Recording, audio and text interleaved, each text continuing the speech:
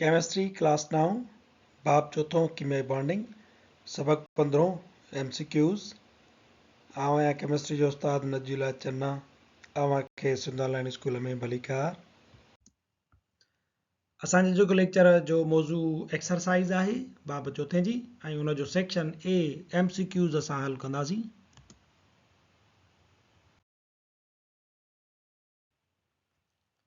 MCQs जेके आहिनि उहे तक़रीबन जेको आहे सो 20 MCQs आहिनि। असीं पहिरियां ही जेके 9 MCQs ॾिनल आहिनि उन्हनि खे हल कयूं था, पोइ वरी बक़ाया जेके आहिनि उन्हनि खे बि हिन ई वीडियो लेक्चर में हल कंदासीं। So tick mark the correct answer, जेको सही जवाबु हूंदो उनखे असां राइट जो टिक मार्क कंदासीं।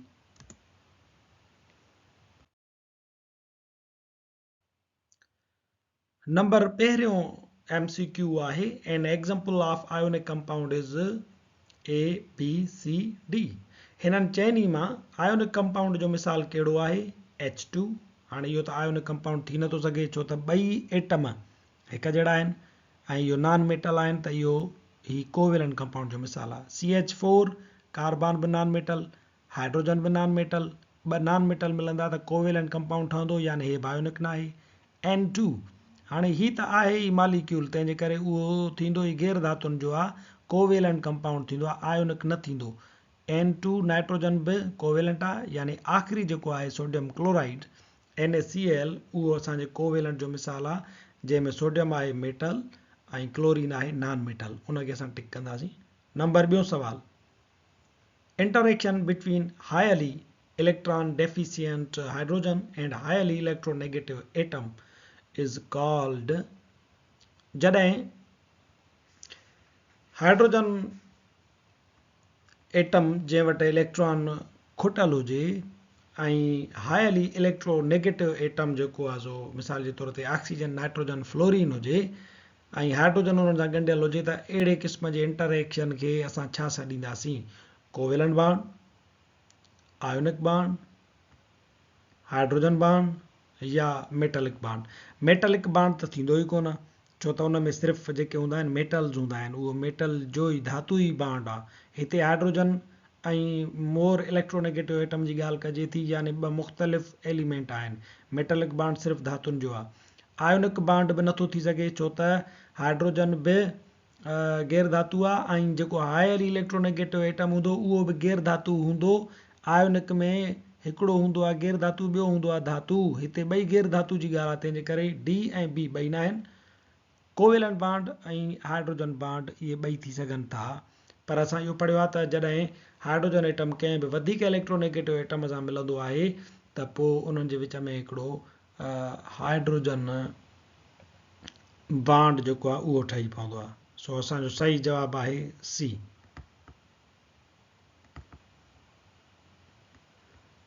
नंबर टियों सवाल आहे, two fluorine atoms share one electron each in their outermost shell to achieve electronic configuration of। Fluorine atom पाण में मिलनि ऐं हिकु हिकु इलेक्ट्रॉन शेयर कनि था, त ॿुधायो कहिड़ी नोबेल गैस जहिड़ी इलेक्ट्रॉनिक तरतीब हासिल कंदा। हाणे फ्लोरीन जेको आहे उहो आहे 9 नंबर ते, तंहिंजे करे 9 इलेक्ट्रॉन हूंदसि। हिकिड़ी फ्लोरीन ॿी फ्लोरीन पाण में मिलंदियूं, हिकु हिकु इलेक्ट्रॉन शेयर कंदियूं, त उन्हनि जो ॿाहिरि शेल में हूअं 7 इलेक्ट्रॉन हूंदा, हिकु हिकु जो शेयर कंदियूं त हाणे उन्हनि जा थी वेंदा 8, यानी तक़रीबन 10 इलेक्ट्रॉन। त जेका D आहे नियॉन 10 नंबर वारी जेका नोबेल गैस आहे उन जहिड़ी इलेक्ट्रॉनिक तरतीब हासिल कंदा 2 फ्लोरीन जा मॉलिक्यूल, जिन खे F2 लिखंदा आहियूं। सो सही जवाबु आहे नियॉन। नंबर चौथों, number of electrons lost by atoms of group 3A equals. Group 3A जा जेकी एटम आहिनि उहे केतिरा इलेक्ट्रॉन विञाईंदा आहिनि? तव्हांखे यादि रखणु घुरिजे त जेकी बि धातु आहिनि उहे इलेक्ट्रॉन विञाईंदा आहिनि ऐं ओतिरा विञाईंदा जेतिरो ग्रुप नंबर अथनि। पहिरें ग्रुप वारा एटम घणा इलेक्ट्रॉन विञाईंदा? 1। ॿिए ग्रुप वारा एटम घणा इलेक्ट्रॉन विञाईंदा? 2। त टे ग्रुप वारा घणा विञाईंदा? C, 3 electron विञाईंदा। सो असां ऑप्शन C खे टिक कंदासीं।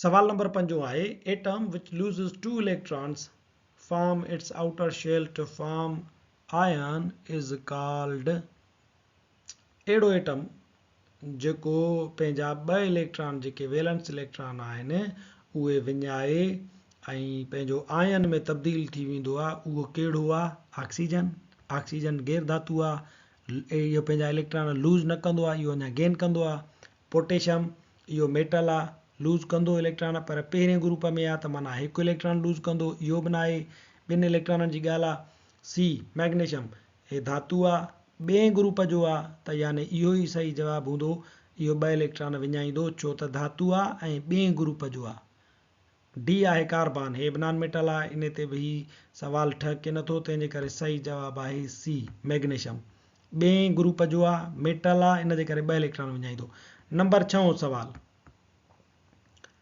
In sodium chloride crystal lattice, each sodium ion is surrounded by हिकिड़ी सोडियम आयन सोडियम क्लोराइड जे कलमी बनावट में घणनि क्लोराइड आयन सां घेरियल हूंदी आहे सही जवाबु आहे ए 6 क्लोराइड आयन्स ऐं हर वरी क्लोराइड आयन वरी 6 सोडियम आयन सां घेरियल हूंदो आहे number 7 at room temperature most of ionic compounds are आम गर्मी पद ते जेकी बि आयोनिक कंपाउंड आहिनि उहे कहिड़ी हालत में मिलंदा आहिनि एमार्फस सॉलिड्स पाउडर वारी सूरत में क्रिस्टलिन सॉलिड्स कलमी हालत में लिक्विड्स या गैसेस बी सही जवाबु आहे असां इहो पढ़ियो हुयोसीं त सभई आयोनिक कंपाउंड रूम टेम्परेचर ते कलमी हालत में मिलंदा आहिनि number 8 tendency of atoms to acquire 8 electrons in their valence shell is atom पंहिंजे वैलेंस शेल में इलेक्ट्रॉननि जो अठो पूरो कनि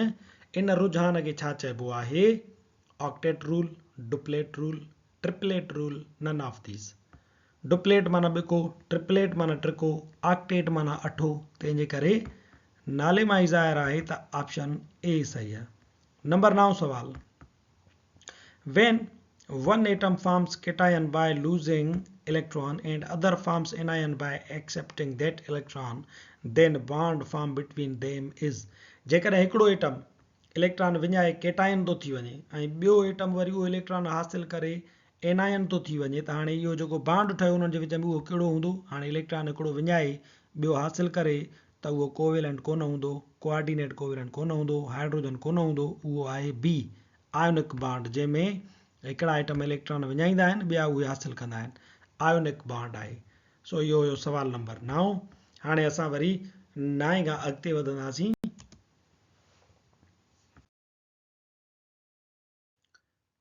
10 सवाल खां वठी करे 20 ताईं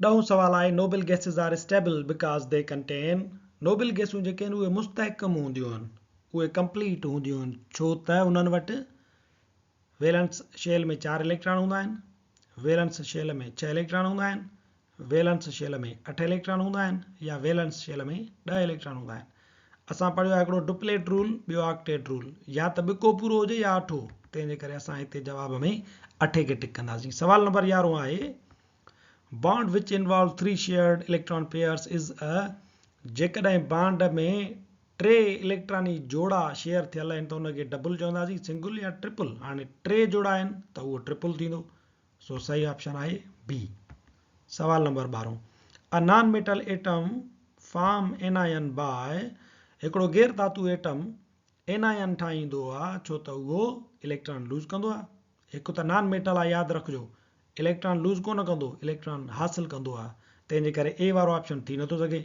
गेन ऑफ इलेक्ट्रॉन बिल्कुलु इहो ई थींदो बाक़ी प्रोटॉननि जी ॻाल्हि थियल आहे सी ऐं डी में त एनायन ऐं केटायन ठाहिण में या रिएक्शन करण में हिननि जो को बि अमल दख़ल न हूंदो आहे सो सही जवाबु आहे बी गैर धातु इलेक्ट्रॉन हासिल करे एनायन में तब्दील थी वेंदा आहिनि नंबर 13 सवाल when two identical atoms share electron pairs and exert force on each other then bond form is जेकॾहिं ॿ हिकु जहिड़ा आइटम इलेक्ट्रॉन शेयर कनि था ऐं उन्हनि इलेक्ट्रॉनी शेयर जेके इलेक्ट्रॉन आहिनि उन्हनि खे ज़ोर ॾेई पाण ते छिकनि था त इहो जेको बांड आहे उहो कहिड़ो थींदो non polar covalent bond polar covalent bond double covalent bond या कोऑर्डिनेट कोवेलेंट बांड हिकिड़ी ॻाल्हि यादि रखो, जेकॾहिं एटम साॻा आहिनि त उहे इलेक्ट्रॉननि खे होॾां साॻो एटम ॿई न छिके सघंदा, इन जे करे बांड थी वेंदो नॉन पोलर, यानी शेयर्ड इलेक्ट्रॉनिक जोड़ो न हुन ॾे वेंदो न हुन ॾे वेंदो। तंहिंजे करे असीं 13 जो जवाबु ए टिक कंदासीं। 14 आहे synthetic resins are used on places where, जेकी हथरादू रेज़िन्स आहिनि उहे उते इस्तेमालु, उन्हनि जॻहुनि ते इस्तेमालु कया वेंदा आहिनि जिते असांखे ऑप्शन ए आहे जिते बिजलीअ जी रुकावट घुर्बल हुजे, ऑप्शन बी आहे जिते पाणीअ जी रुकावट घुर्बल हुजे, एडिशन रिक्वायर्ड हुजे, या वरी फ्रिक्शन रिक्वायर्ड हुजे। हाणे हिकिड़ो ख़ासि इस्तेमालु इन्हनि जो सिंथेटिक रेज़िन्स जो आहे ए, जिते इलेक्ट्रिक रेज़िस्टेंस जेका आहे उहा रिक्वायर्ड हुजे।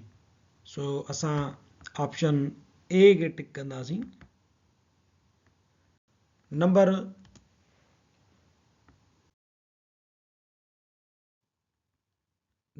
15 सवाल आहे, oxygen belongs to group 6A, so number of electrons in its valence shell are, oxygen 6A group सां वास्तो रखे थी त उन वटि वैलेंस इलेक्ट्रॉन घणा हूंदा? यादि रखो जेतिरो ग्रुप नंबर ओतिरा वैलेंस इलेक्ट्रॉन, यानी ॿाहिरियां इलेक्ट्रॉन ग्रुप नंबर जे बराबरि हूंदा। 6हों ग्रुप आहे ऑक्सीजन जो त 6 इलेक्ट्रॉन हूंदसि। सो डी ऑप्शन खे टिक कंदासीं। नंबर 16 सवाल, electron pairs which are not shared by atoms are called, उहे इलेक्ट्रॉनिक जोड़ा जेकी एटम शेयर नथो करे उन्हनि खे छा चइबो आहे? उन्हनि खे चइबो आहे लोन पेयर्स, वांदा जोड़ा। Number 17, strength of intermolecular forces from ionic or covalent bond is, intermolecular forces जी ताक़त आयोनिक ऐं कोवेलेंट बांड खां हूंदी आहे कमज़ोर, हूंदी आहे मज़बूत, हूंदी आहे बराबरि। असांखे ख़बर आहे त मज़बूत में मज़बूत बांड आहे आयोनिक, पोइ आहे कोवेलेंट, उन खां पोइ आहिनि इंटरमॉलिक्यूलर फोर्सिस, त यानी असां चवंदासीं इहा कमज़ोर हूंदी आहे। Intermolecular force are weaker than ionic and covalent bond. Number 18, ionic crystals have, जेकी आयोनिक क्रिस्टल्स हूंदा आहिनि, आयोनिक मुरकबनि जा कलम, उन्हनि जी हाई मेल्टिंग पॉइंट हूंदी आहे, मॉडरेट हूंदी आहे। असांखे यादि आहे त ए आहे सही जवाबु, उन्हनि जी मेल्टिंग पॉइंट हाई हूंदी आहे छो त मज़बूत बांड हूंदा आहिनि। Number 19, bond formed by mutual sharing of electron is, mutual sharing of electron, जेकॾहिं एटमनि जे विच में बराबरि इलेक्ट्रॉन शेयर थियनि था, हेॾां वारे एटम बि इलेक्ट्रॉन हिकु ॾिनो, हेॾां वारे बि हिकु ॾिनो, हेॾां वारे ॿ ॾिना त हेॾां वारे बि ॿ ॾिना, त कहिड़ो बांड ठहंदो? Ionic bond. हिन में म्यूचुअल शेयरिंग न थींदी आहे, हिन में थींदी आहे transfer of electron. Coordinate covalent bond, हिन में बि म्यूचुअल न थींदी आहे, वन साइडेड शेयरिंग थींदी आहे। कोवेलेंट बांड, सही जवाबु आहे सी, कोवेलेंट बांड में म्यूचुअल शेयरिंग थींदी आहे। नंबर 20 सवाल ऐं आख़िरी सवाल आहे, which of the following diagram shows atoms are bonded with same electronegativity, कहिड़ो डायग्राम तव्हांखे ॿुधाए थो त इहे एटम पाण में साॻी इलेक्ट्रोनेगेटिविटी वारनि एटमनि जे विच में बांड ठहियल आहे। ही इलेक्ट्रॉनिक जोड़ो आहे, हाणे ॾिसो हिननि ॿिन्ही एटमनि जे विच ते आहे, ही इलेक्ट्रॉनिक जोड़ो आहे, हिन ॾे वधीक सुरी आयो आहे, यानी हिन जी इलेक्ट्रोनेगेटिविटी वधीक आहे, इन जे करे हिन इलेक्ट्रॉनिक जोड़े खे पाण ॾे छिके वरितो आहे, हिन जी घटि आहे।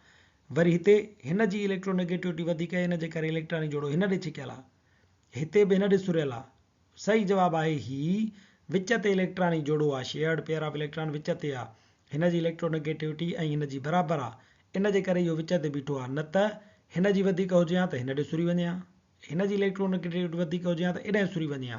तंहिंजे करे असांजो सही जवाबु आहे ए, त इन्हनि ॿिन्ही एटमनि जी इलेक्ट्रोनेगेटिविटी बराबरि आहे। असांजो अॼोको लेक्चर हिते 20 सवाल सां गॾु पुॼाणी ते पहुचे थो। वरी हाज़िर थींदासीं नए लेक्चर सां गॾु, तेसिताईं ॾिसंदा रहो सिंध ऑनलाइन स्कूल।